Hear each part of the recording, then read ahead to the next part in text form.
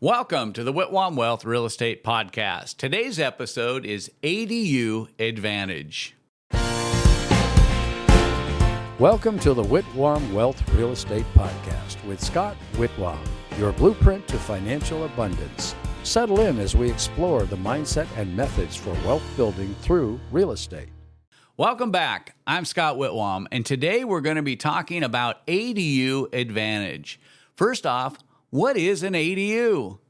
An ADU is an additional dwelling unit. And as an investor, these can add some significant value to our projects. Of course, we're talking on the residential single-family side of investing right now, but ADUs have become very popular with many jurisdictions. I remember, 30 years ago, when if you wanted to build an additional, we'll call it an additional dwelling unit, you wanted to build an additional building on your property, you wanted to provide a mother-in-law suite, whatever you wanted to call it. 30 years ago, jurisdictions were very opposed to it. Most of the jurisdictions in the major metropolitan areas had very restrictive lot usage, lot coverages, setbacks, and I mean, you could do it, but it was a much more difficult process. But now with what we have are calling a shortage in housing, which we really, believe it or not, this is really the effects of our 2008 real estate crash. When we took 4 or 5 years where builders quit building, it really put us behind an 8 ball that we've never really recovered from. And we do have a housing shortage in the United States. And so I want to talk about how an ADU can do a couple different things. It can help with the housing shortage, and it can help our real estate investing. So let's just go with my first point here is, so why, as a real estate investors, do I care about ADUs? Well, first off, it can give you more lot coverage, which is more usable or rentable or sellable square footage on a property than what you may be able to do by just doing an addition to the house. And also, these ADUs, a lot of jurisdictions now are allowing them to be attached ADUs. Some jurisdictions, it used to be they had to be detached. And so you're going to have to do some research in your area. And the areas that I work in, attached ADUs seem to be an easier fit. But now, we're getting a lot more allowances for attached ones. But they can add to it. So let's just say that you're a buy and hold investor, and you have a property, a lot that's 6,500 square feet, and you've got enough room to add another, 500 to 1,000 square foot additional dwelling unit, something that has a mini kitchen in it, it's got a bathroom in it.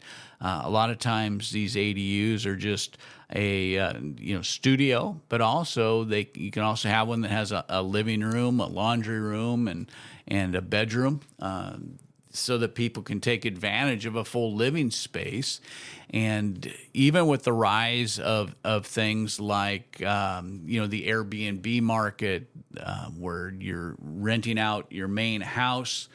But now if you have an ADU, you actually have 2 rental properties. You could rent the ADU separate, or you can rent them together. So let's just say that you were getting, $2,000 a week for the main house. Maybe you can get $1,000 a week more for the ADU, or do $2,500 for the combination if you had a big group that is together. So on the rental side, it can help to maximize your return on the utilization of your property. If you're working in the co-living space, like with pad split or co-homing a property, where you have individual tenants, an ADU becomes a premium space. And in some jurisdictions, like in the Phoenix area, I know people that are taking those ADUs, which are really meant to be a single unit for a single occupant, and they're finding ways to actually take a 700 square foot ADU and make 2 bedrooms out of it. So you have 2 bedrooms, a shared kitchen space, shared bathroom facilities, and 2 tenants in there. And it'll enhance or maximize the amount of return on investment as a buy and hold investor. So I think that looking at ADUs on all of our properties can be a real advantage in our buy and hold applications. But what about the buy and flip applications? Now, additional dwelling units, generally when they're detached, the square footage in most markets are going to be of a little bit lesser value than the main living or the main dwelling area of the property. But in many times, if they're attached, if it's an attached ADU, it maintains the same price per square foot. And obviously, depending on where you're at in the country, Southern California can easily be $400 or $500 a square foot. In my marketplace, it's easy to see 175 to 225 a square foot. And in other jurisdictions, it may be a little bit less. Like in Florida, there's still some areas you can pick up between $150 and $200 a square foot. But it is an advantage. So if I have a property and I'm looking to make it some additional value on the property, maybe I take a attached storage area on a property and I convert that now into living space by making an additional dwelling unit. If I can find a way to put an additional bathroom in it, a mini kitchen in it, and especially if it has a separate entry, then it can be a complete its own dwelling unit and add considerable value to my resale of my flip. And so I think there's some real good reasons why we want to do that. My second point would be an ADU gives a investor some flexibility. So let's just say you're a house hacker. Maybe you move into a house, you remodel it, and then your plan is a 2 to 5 year selling period, so you avoid capital gains tax on your gain because it's become your primary resident. But if you put in an ADU, you may be able to now have some rental income while you're house hacking. And, there are many house hacks. I mean, a lot of times our investors, when they're getting started, they'll take the master suite and they'll rent out the other couple bedrooms in the house. And if you could get an ADU, that's additional revenue while you're enhancing the property. And then you get your 2 to 5 year plan fulfilled, sell the property, and you make the additional profit on your sale because now you've got additional square footage added to the house. So an ADU gives you some flexibility. I mean, you could actually do a nice ADU if you're a single person or maybe it's just you and your spouse or whatever, and you guys move into the ADU, remodel the house, make either the house, pad split it, co-live it, turn it into an Airbnb. You live in the ADU, you wait your 2 years, it's your principal resident, then you go buy a primary residence and then turn the ADU into a rental space. I mean, there's all these different, avenues that you can get to. It gives you some flexibility.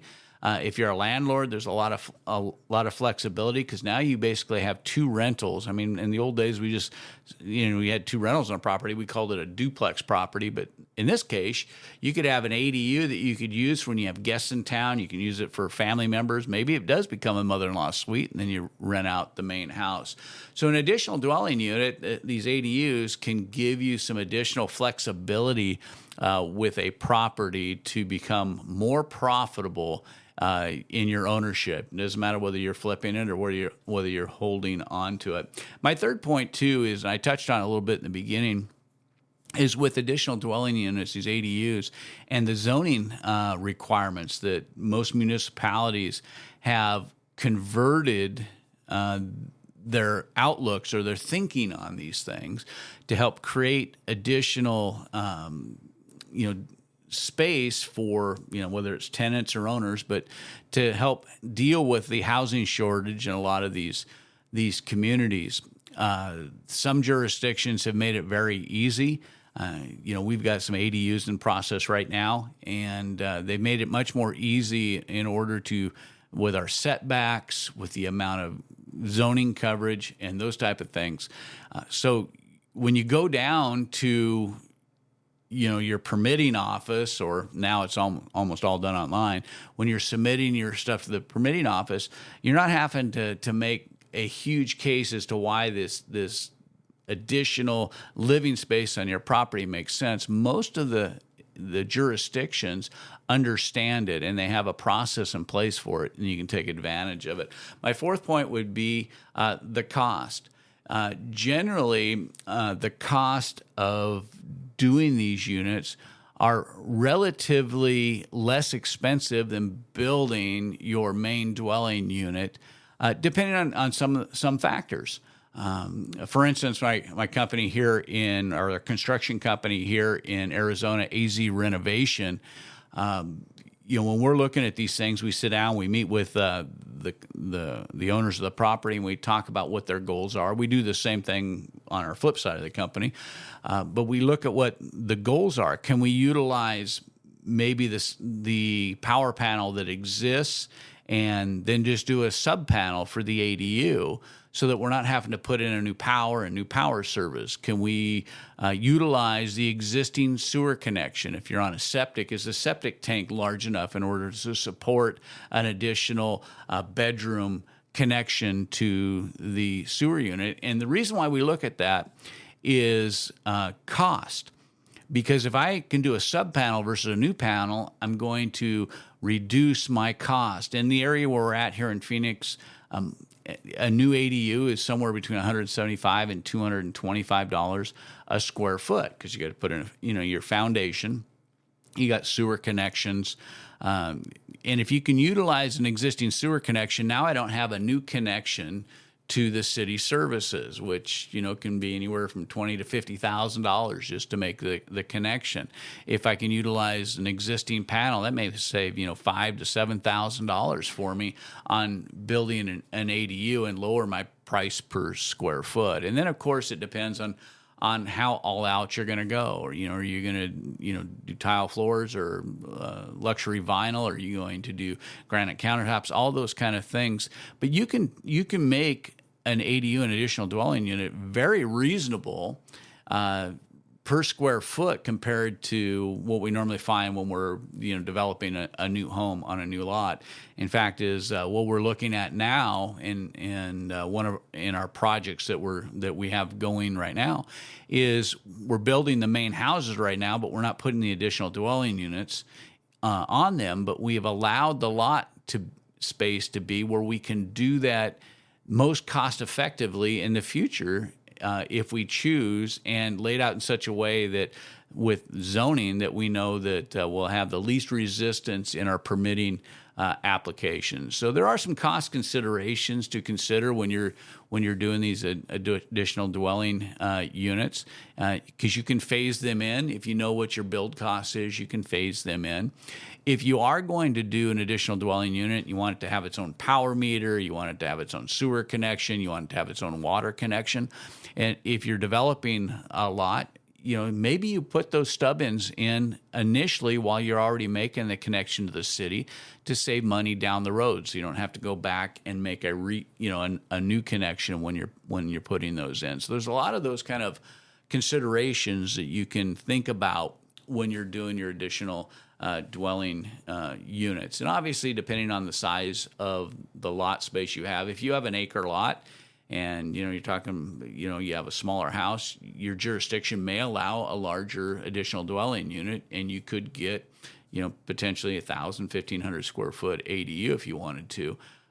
If you're in the co-living market, it's a good way to break that into a couple different additional paid units for you. So I mean, those are things to take into consideration when you're investing in this, and how ADUs can advance your objectives with investing. So what are the dollar benefits? I think that when we look at it, if you're a buy and hold investor, it's all about maximizing the returns. And I always say that if you can turn an equal or better return rate by adding square footage, then you always should. And generally, when we're looking at houses, if we buy a 3-1, we're always looking at how can I make this into a 3-bedroom, 2-bath. If I buy a 2-1, how can I make it a 2-bedroom, 2-bath? Or how can I make it a 3-bedroom, 2-bath? Or if I'm doing it on the co-living side of the space, I'm looking how can I turn this 3-bedroom into a 6-bedroom? But and how can I add an additional bathroom without taking away bedroom space or causing, well, an ADU helps to do that and helps to further our return on and maximize our return on profit on our investment with elevated profits on the additional square footage that we get. And when we're flipping, we're kind of looking at the same thing. We're looking at can we derive more than a dollar for dollar return on investment?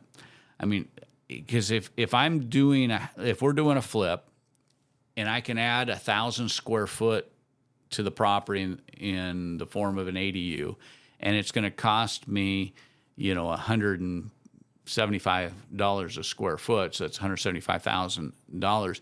Will it bring more than $175,000 value to my flip? Now, if I'm doing an attached, maybe I can cut the cost down into $100 per square foot because I'm not pouring on, I'm not having to do maybe my own new foundation. Maybe there's already a foundation and footer in there and it was a storage unit or something else, and non-livable space I can turn into a livable space. So we're always looking at that. Where can we get more than a dollar for dollar return on investment? Or how will this upgrade, how will this addition add to bringing a faster selling time to the property and increase our margins? And I think ADUs have a role to play in that, and there's some substantial benefits that we can derive with these additional dwelling units. So my final thoughts is take into consideration how you can maximize the space, how an additional dwelling unit may benefit you in your investing goals. Not every property, not every investment we make, whether it's a buy and hold property we acquire, not every flip that we acquire, does it make sense to do an additional dwelling unit. But there are the ones that it makes sense and it can really add to your bottom line. So I think it's something that you should consider on every one, even if you don't pull the trigger on every one of those. Hey, I want to thank you for joining me today on this episode of the Whitwam Wealth Real Estate Podcast. Be sure to check out our growing list of previous episodes of other real estate investing topics. I invite you also to subscribe today and be part of our growing community. You can always find the Whitwam Wealth Real Estate Podcast on Apple Podcasts, Spotify, iHeart Podcast, YouTube, or wherever you enjoy listening to your podcasts. This is Scott Whitwam. Be sure to join me on our next episode of the Whitwam Wealth Real Estate Podcast, where we're wealth building through real estate.